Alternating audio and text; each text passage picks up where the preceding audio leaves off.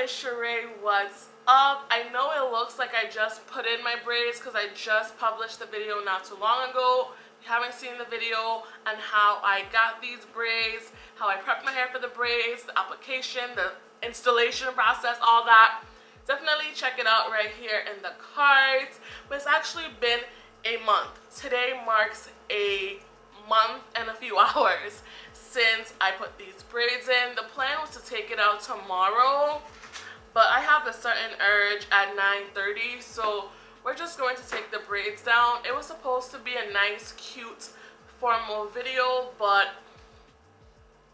here we is, okay? So we're just gonna take the braids down. I have nothing besides some scissors. Hopefully they're sharp enough. I do want to make this a bit of a chit chat. I want to be, I guess, more transparent on my channel.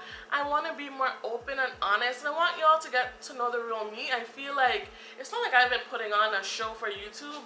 Definitely not that at all. I guess what I'm trying to say is I think social media makes us present ourselves in a way that's not authentic to ourselves. For instance, all you've seen on my channel for the last year since I've been active is natural hair. Even though natural hair is a passion of mine, it's not the only thing that I'm passionate about. It's not the only thing that I care about. So I hope within the next year you'll see me transform on this channel. I want to do more plus size fashion, more talking. Definitely want to get Bay in the mix as well if he'll ever give me the time of day. So that's the plan. But anyway, back to hair, because that's what most of y'all came for. This is what the braids are looking like. They've had their day, you know. They've had their day. They still look pretty good. I guess I could mousse them up and wear them for another 2 weeks, but the last time I tried to stretch some braids, I had dreads, man. So I'm not gonna do that. So we're just gonna take them down. It's time. You know, the process of taking down the braids is basically just figuring out where your hair stops. Even though, because it's red, I can see where my hair stops. You know, black girls always gotta stop lower down, you know, just in case. So I'm just going to cut the braids. My hair is not, girl, stop tripping. Stop freaking tripping. Your hair is not that long, girl. You got length, but you ain't got that type of length. I mean, technically, I think my hair stops about here, but we're not gonna do that.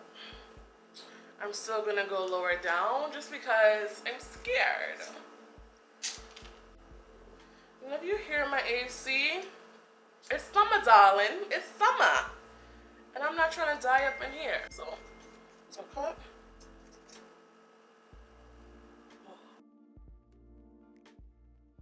I feel even silly talking about this because I feel like, why are we talking about this? Why is this a conversation? But the whole Black women wearing bonnets in public thing, and whether it is appropriate or not per the conversation starter by Nikki Parker. First braid down. Okay, I don't know if we have any like growth or anything. I don't feel the build-up like I did with the knotted braids. The 2 times I've had knotted braids before, in my recollection, I had bad build-up at my scalp and it caused my edges to really lock up. But right now I don't see any of that, so I love that for me. But anyway, back to this freaking bonnet conversation. Bruh, first of all, why are we still policing Black women? Why are we still policing Black women and the choices that Black women make with their hair? As for me and my house, I don't care whether you wear your hair relaxed. I don't care whether you wear a bonnet. I don't care whether you wear natural hair, if you only wear wigs and weaves. That is not my concern. I don't care. Even though I do have a natural hair channel, I am not in the business of policing Black women. If you don't want to wear a bonnet, sis, don't wear a bonnet. But to think that you can judge, criticize, and demean a Black woman, how she chooses or not chooses to style our hair is a problem for me. If we would just mind our own business and mind our own hair, we would all be much happier. I just need us to respect the decisions of other Black women and allow Black women to be diverse. We're not a monolith. All Black women are not the same. And the same ghetto Black girls that we love to condemn on social media are the trend starters, right? Ghetto Black girls who style their edges. That's on the runway. Now y'all selling tattooed edges. The ghetto Black girls with the big earrings, and now everyone is doing it. The ghetto Black girls with the color and the wigs to her butt. All the trends that we see in the media are started by the ghetto Black girls with the bonnets. The same women that we tear down, that we dismiss, are the movers and shakers of Black trends and Black culture. It literally comes from the streets of the ghetto. That's where these trends are made. From the people that you don't consider to be magical Black girls. From the people you don't consider to be Black excellence. Those are the people that move and shake our society. Those are the people at our protests. Those are the people that are literally transforming our society for the better. But because they don't fit your narrow idea of what a woman is or what a Black woman is, you have a problem with it. You are worried about somebody in the airport that's going to their dream vacation and you've never left your city. Literally, you need to mind the business as pays you. Literally, like, at the end of the day, why do we care, right? Why do we care what other people do with their hair? And I've seen an argument about, well, Black people are judged if we look a certain way. So if we look a certain way, we will basically elevate the race. Whether we wear a bonnet or a ballroom gown, Black people and Black women in particular will continue to be judged and harassed. The issue is white supremacy.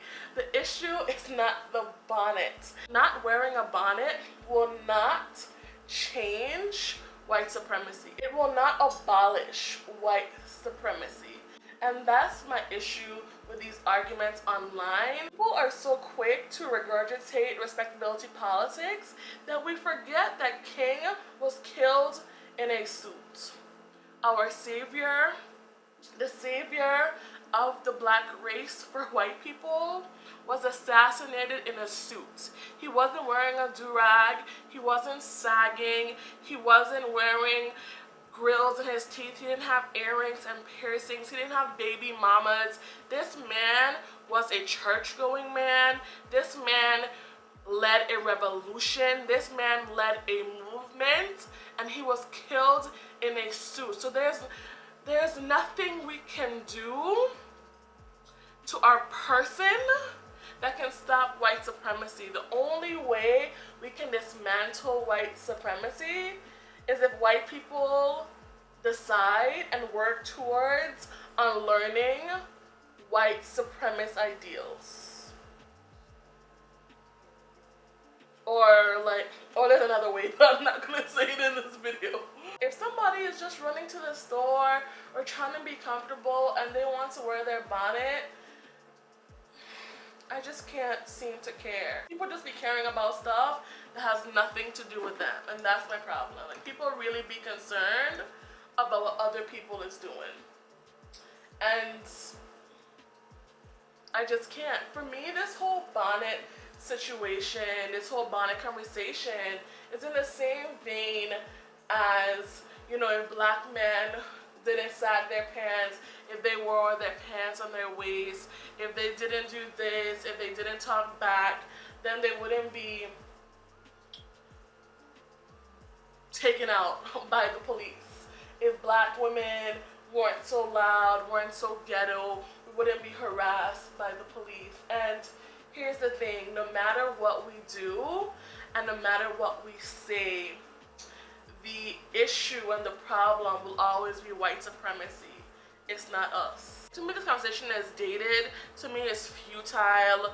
It's steeped in anti-blackness and misogyny. And I know anti-blackness makes people uncomfortable. We just have these unrealistic expectations for black people. Black people have to look better and be better.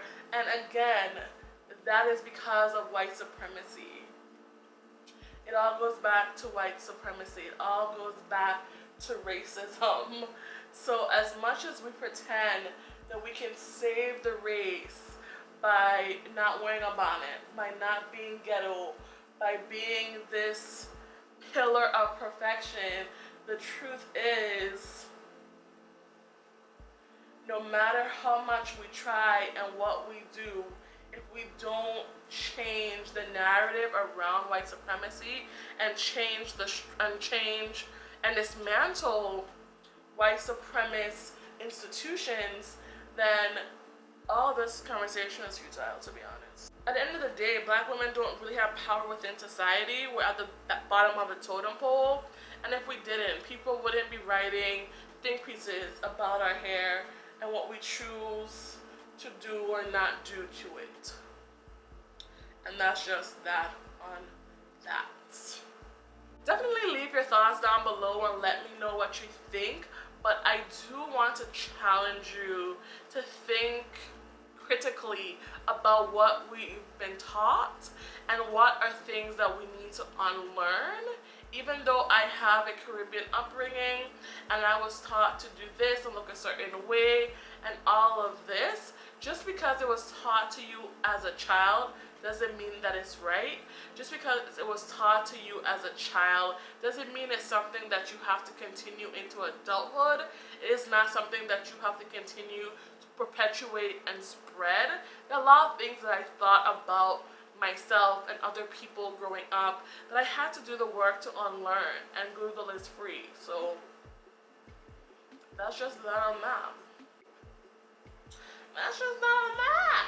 Let's switch gears a little bit, and I may do a separate video on this, but I published my first plus size fashion haul in a year, and it's been my first SheIn fashion haul in 3 years, and the comments have been really positive. Y'all are really feeling it. Y'all are really loving my energy and love that. My minor issue though is that I feel like it's always a weird conversation to bring up, but why is it that we feel the need to compliment a plus size person on being confident?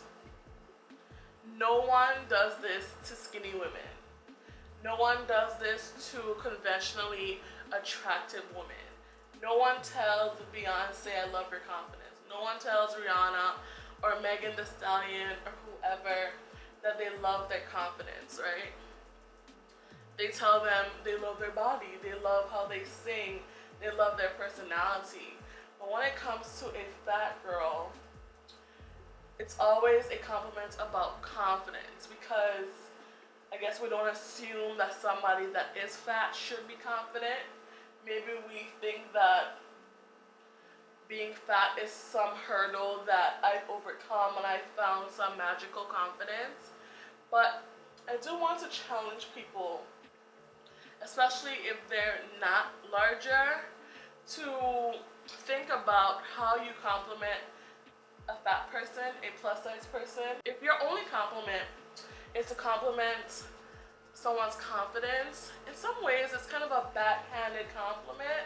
Like, wow, you are not cute, but you feel like you are, and I applaud you for that. It's just a strange comment, especially if you're not larger. If the only thing you can take from my video is that, whoa, you're so confident, or that, oh, you dress so well for a larger person, I would really implore you to think about what that means and what is it that you're actually saying, and think about how someone will receive that information. Also, something that I didn't want to address, but I think I should. Just one comment that the video just went up, so all these comments are really fresh, but now that they're on my mind, boy, look like I got no edges, huh? I do have edges, y'all. They're just really super duper fine. My hair is fine already, but the edges are really fine. So I know I look hella edgeless, but I promise you I have edges. Not that much, but I do have some. Another comment that I got was that it's better if I wear a two-piece set. So it's basically, maybe I'll put in the video of what it looks like, but I should wear the two-piece set with the shirt out because it makes me look smaller. And respectfully, I don't aspire to thinness. I know that's hard to believe in a society where thin is king, where diet culture is pervasive, omnipresent. I don't aspire to thinness, and I don't want to perpetuate the idea that thinness is my goal or that thinness has to be the ultimate goal. I don't care what people's body goals are. I don't care if I'm not your body goal. I don't care where you are in your fitness journey, if you are in a fitness journey or if you're not. That is really not my concern. My concern is the information that I share on my channel and the energy that I share, the things that I support on my channel. And I don't aspire for thinness. That's not to say that I'm not watching what I intake and I'm not drinking water and I don't eat vegetables. That's not what I'm saying. But what I am saying is that in my clothes, I don't need to look thin. I'm not thin. I don't need to waist cinch and smooth away what others may see as imperfections. That is not my goal. I do not aspire to thinness. I do not center thinness in ways that other people center thinness, in ways that other people want to change their bodies, want to create content, create their identity around weight loss, whether they do it via surgery or naturally. That's not what I want to do on this channel. This is actually the biggest I've been in my life, but I've been smaller on this channel. I may be smaller again on this channel, but that's not going to be the center of my channel. That's not going to be the bread and butter of my channel. Making people feel like who they are in the moment isn't enough. And I'm not really here to argue about health and fatness and everything like that. That's a whole different conversation that I don't really want to dive into right now. But what I do want to say is don't expect that from me. Don't expect me to want to hide myself as I am in the moment. Maybe I'll be smaller. Maybe the way I look now won't be the way I look 6 months from now. But that's not going to be the center of my channel, because I believe in people being their very best self in the moment. Regardless of your goal, you can't hate yourself into a body that you love. And because of that, I don't aspire to fitness. Which I know sounds weird, because people expect when you're fat that your main goal is to lose weight, not to be fat, but being fat isn't at the center of my life. That's not what I wake up thinking about, you know? I know for some people, that's what they wake up thinking about, but as for me and my house, there's a lot more to be concerned about. I think that's all I want to speak about for now in this video. I'm sure there'll be some other topics that I'll talk about in the future. So I'm just going to take my time and take my hair down, and we will reconvene once I take these braids out. Okay? Okay? So we're at the front. I actually decided to stop trimming, so I actually did go in and cut more of the hair because my hair ain't that long. So I'm just literally cutting underneath where the hair is stopping, because if I don't do that, I'll never finish. So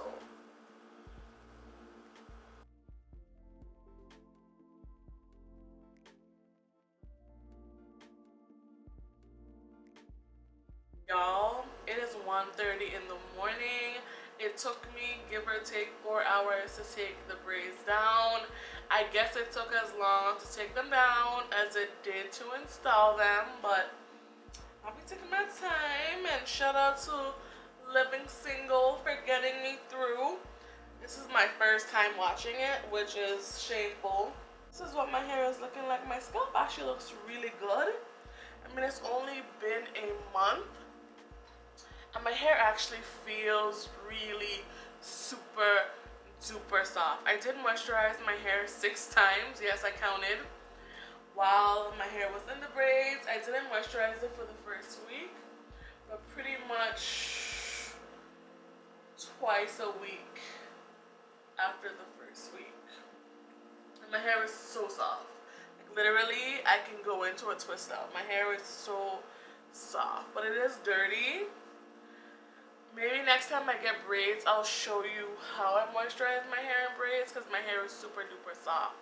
So if that's something that you're interested in, definitely give this video a thumbs up, and comment down below and let me know. This is how much hair I lost so far.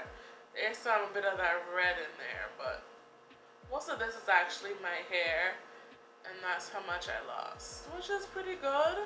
It's been a month, so let's go into my pre-poo. I take my time, I don't rush through it, and I use my fingers. I didn't have any tangling or matting, so I love that for me. I can talk about protective styling and knotless braids in a separate video, because this video has already been long enough. This knotless braid experience was amazing. Definitely a lot easier to take down than knotted braids. I didn't have the build up and the locking like I've had before, and that is definitely an accomplishment, especially because hair health and hair length and length retention is important to me. But anyway, y'all, I'm going to let this pre-poo sit overnight. It is 2 a.m. and then I'm going to wash my hair in the morning. Definitely stay tuned for my wash day process. I will be trying some new products. I have a lot to do to my hair because it's been a whole month, so definitely stay tuned for that video. Thank you guys so much for watching. I hope you enjoyed this little chit chat, and I'll talk to y'all later. Peace. Bye, y'all.